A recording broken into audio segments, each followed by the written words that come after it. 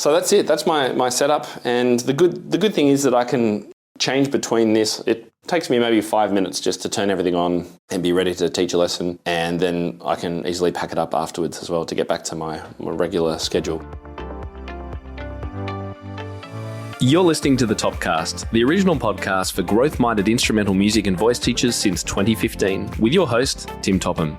Our mission at Top Music is to empower instrumental music and voice teachers to find and nurture their innate creativity so that they can teach lessons that are innovative, integrated, and inspiring, and that will have a positive lifelong impact on their students. Join us each week as we interview teachers and creators from around the world and unpack fun and exciting ideas to maximize your teaching and studio business success. Hi everyone, it's Tim here. Welcome back to the Topcast. It's great to be sharing a little bit of time with you again today. Hope you've been enjoying your teaching and looking forward to connecting with you this month all about online teaching, as I've said. Now, don't forget, we do have our online on-demand passes available for Top Music Live if you weren't able to join us at what was an incredible conference. If you would like to get those online recordings so that you can see them, play them back, watch them, take notes, and see everything that happened at Top Music Live, all from the comfort of your own home and in your pajamas with a glass of wine if you'd like, then head over to topmusic.co/on-demand and get your pass there. Okay, today we're continuing our theme of online teaching with a look inside my own online teaching setup. So how did I come to be teaching online? Well, this has only happened recently, actually. Of course, during COVID, I was teaching online like everybody was, but over time I moved back to more in-person lessons. But then about a year ago, one of my members, hey Beck,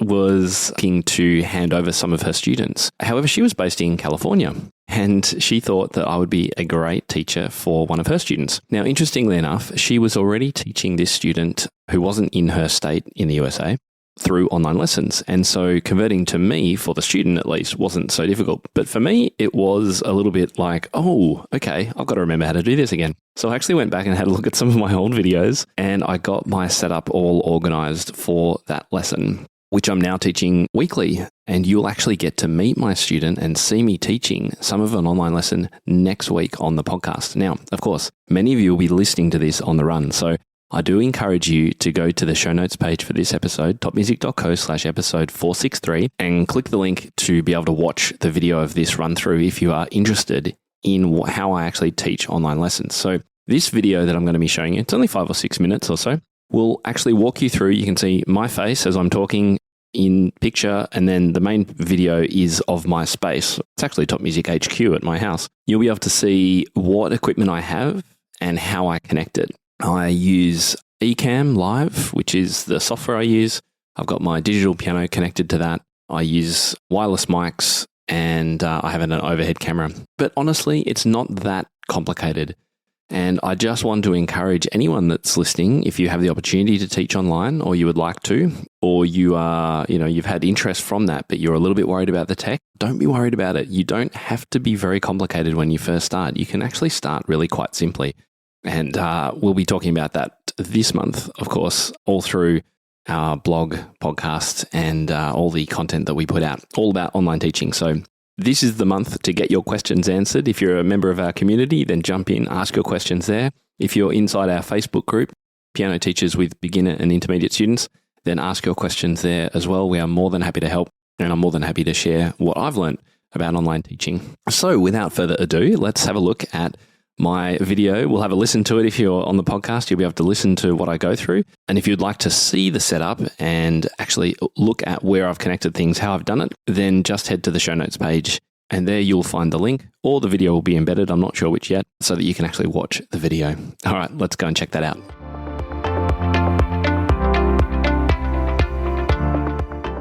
Hey everyone, Tim here. So as part of online teaching month here at Top Music, I thought I've just finished an online teaching lesson with a student I have in California. So why don't I show you my actual setup? Because I think it's really helpful to see what people's setups are actually like. So this is my office. This is Top Music HQ.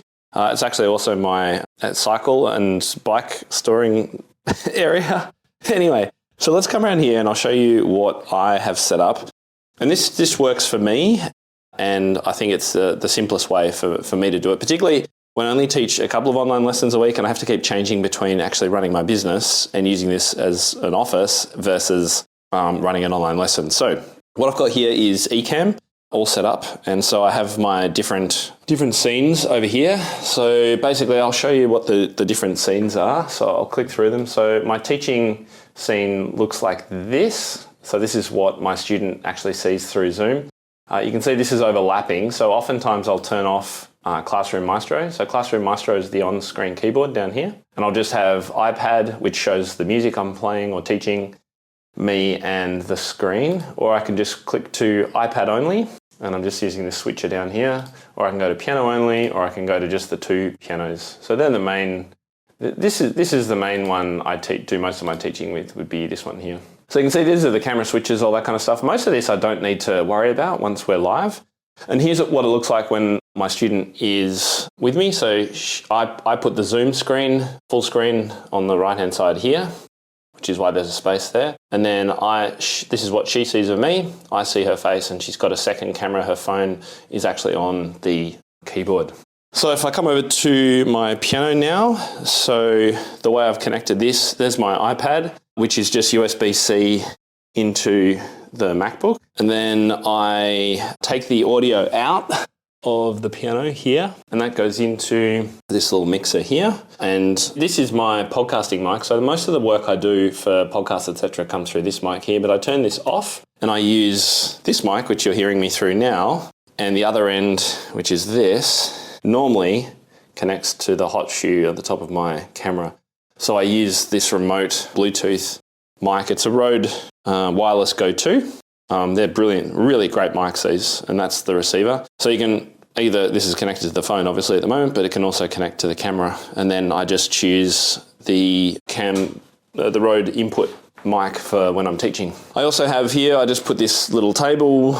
I move my mouse from the keyboard, so the computer desk, so that I can actually change screens and click on things. And then I'm a bit old school. I have basic notes. And for this particular student, we have kind of three main sections of the lesson. We have a technique section, we've got classical music, and lead sheet chords, pop songs. And that's what she wants to work on. She's a teenager, she's about 15, I think. And that's what she likes working on. So they're the main three areas that we focus on. And then up here, literally Apple Pencil for when I'm scribbling notes, iPad, and any other music that I might have. And the overhead camera is the one that I've used for ages, Logitech. And that one's just USB-C, actually goes into this USB hub thing back here. All right, so that's it. That's my setup. And the good thing is that I can change between this. It takes me maybe 5 minutes just to turn everything on and be ready to teach a lesson. And then I can easily pack it up afterwards as well to get back to my regular schedule. The only thing that really prevents me is this lead here. But what I found is if I use a longer lead, so that one's about, 3 meters. I tried to get a 5 meter one that could go on the floor and around behind the desk, etc. But I couldn't get a signal through. It was just really intermittent. So it would seem that there's a bit of a cut-off to the length that a USB-C cable maybe can transmit data, I'm thinking. I'm not really sure. And I have this overhead light, it's just an LED light, and then I've got 2 ring lights as well. But the light in here tends to be pretty good unless the sun's literally blaring in this window. So that's it. I hope that's helpful. I hope you're enjoying our look this month at all about online teaching. We're talking marketing of online lessons. We're talking tech of online lessons. It's just a great thing to be able to do. I was given this particular student by one of my members in America who couldn't teach her anymore and thought she'd be a great fit. And I'm having an absolute ball teaching her. And the best thing is it's at 10 a.m. my time. How good's that? It's 5 p.m. in California. She's getting her lesson after school and I'm teaching at 10 in the morning. So this is one of the great advantages of using teaching students online because you can cross over time zones. Anyway, hope that was helpful and speak to you again soon.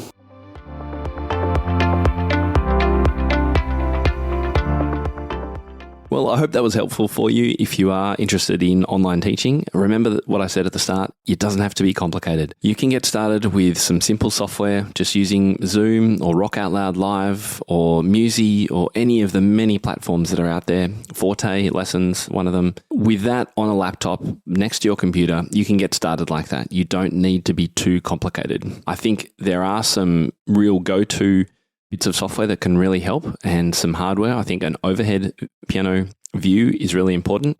And we'll put a link in our show notes to my videos about how to set that up and what I actually use to hold cameras and what cameras I use for the overhead camera. So having an overhead camera I think is important as well as a side-on view. And then the next thing would be some kind of microphone that really makes things nice and clear for you. But with that in mind, I will recommend that you tune in again next week. You'll get to hear, if you're listening to the podcast, some of an online lesson with my student in California, Phoenix. You'll get to meet her. She's fantastic. And I think we're doing 4-chord composing. So you'll be able to hear that. And again, if you want to watch this or next week's episode, just head to the show notes and probably over on our YouTube channel as well. I think we're going to be releasing these over there too. So I hope this has been really helpful for you. Until next week, I'm Tim Topham and you've been listening to the Topcast. I really hope you have a great week ahead and I'll speak to you next time.